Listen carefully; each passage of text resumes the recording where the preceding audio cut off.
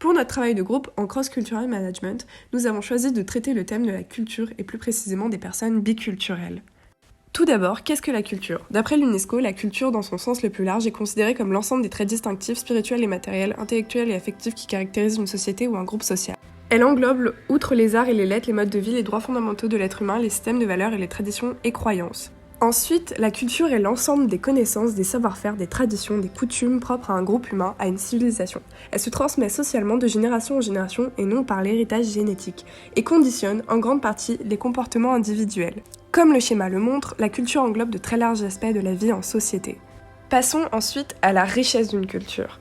L'humanité est très riche en culture, il existe de nombreuses cultures différentes avec leurs propres dogmes et croyances. Il faut savoir apprécier sa culture, mais aussi celle des autres. C'est pourquoi nous nous penchons sur la biculturalité. Ce qui nous mène à nous intéresser aux personnes biculturelles. Qu'est-ce qu'une personne biculturelle ? C'est une personne qui possède deux cultures, qu'elle soit née avec des parents aux nationalités différentes ou bien qu'elle ait grandi en contact avec deux cultures. Une personne devient biculturelle parce qu'elle est mise en contact avec deux cultures et doit vivre, au moins en partie, dans celle-ci. Ceci peut avoir lieu dès l'enfance et peut continuer tout au long de la vie. Nous trouvons ainsi le cas d'enfants d'une minorité culturelle qui abordent l'autre culture en entrant à l'école, le cas d'adolescents et d'étudiants qui sont obligés à poursuivre leurs études au sein d'une deuxième culture, ou bien le cas d'adultes qui émigrent pour des raisons économiques, politiques ou religieuses. Par exemple, le cas de personnes de la deuxième ou troisième génération qui redécouvrent leur culture d'origine à l'âge adulte. En ce qui concerne notre choix, nous avons choisi les personnes biculturelles qui partagent la culture française. D'après notre ressenti, les personnes biculturelles sont ouvertes d'esprit, ont plus de facilité à s'intégrer et s'adaptent facilement aux cultures des autres.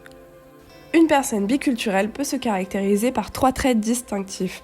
Tout d'abord, elle participe, au moins en partie, à la vie de deux cultures et ceci de manière régulière. Ensuite, elle sait adapter, partiellement ou de façon plus étendue, son comportement, ses habitudes, son langage à un environnement culturel donné. Enfin, elle combine des traits de chacune des deux cultures. Certains traits, que ce soit des attitudes, croyances, valeurs ou comportements, proviennent de l'une ou de l'autre culture. C'est la partie combinaison. Tandis que d'autres n'appartiennent ni à l'une ni à l'autre, mais ce sont une synthèse. Passons aux interviews. Nous avons interviewé 6 personnes biculturelles. Elles ont grandi ou évolué au sein de deux cultures, dont la culture française. Les questions que nous avons posées durant les interviews sont les suivantes. Depuis combien de temps habites-tu en France ? Pourquoi es-tu venu vivre en France ? Quelles sont les similarités entre la France et ton pays d'origine ? Quelles sont les grandes différences entre ton mode de vie ici et celui de ton pays d'origine ? As-tu mis du temps à t'adapter à la culture française ? Trouves-tu qu'il a été difficile pour toi de t'adapter à cette nouvelle culture ? Suite à ces interviews, nous les avons analysées et regroupées au sein du modèle chaîne. Ce modèle est basé sur les analyses des personnes biculturelles que nous avons interviewées. Donc, nous voyons que tout d'abord, il y a les racines, valeurs et croyances. Donc pour nous, la personne biculturelle sait s'adapter à différents environnements, accepte plus facilement les autres cultures et leurs différences. En ce qui concerne le tronc, donc les normes, la personne biculturelle parle les langues respectives de ces cultures, connaît les habitudes et façons de vivre de chaque culture. Elle a vécu ou elle est déjà allée dans le pays de sa culture.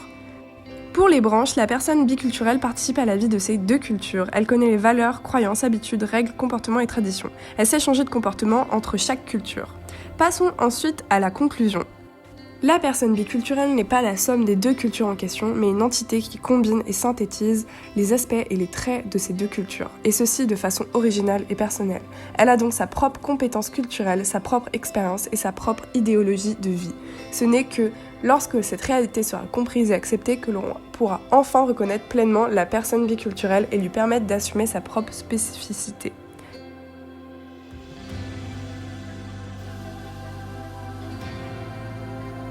Merci beaucoup de votre écoute et de votre attention.